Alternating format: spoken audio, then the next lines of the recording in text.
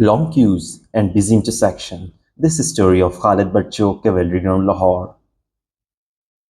Previous government and the CM Punjab Usman Buzdar approved this project and announced that government will be making a signal-free corridor from the central point to DHA. Under this project, the work will be starting soon at Ghora Chowk and at Cavalry Ground. All preparations are done to start the construction work at Khalid Butt Chowk and at the Ghora Chowk. Hopefully, the construction will be starting within 30 days.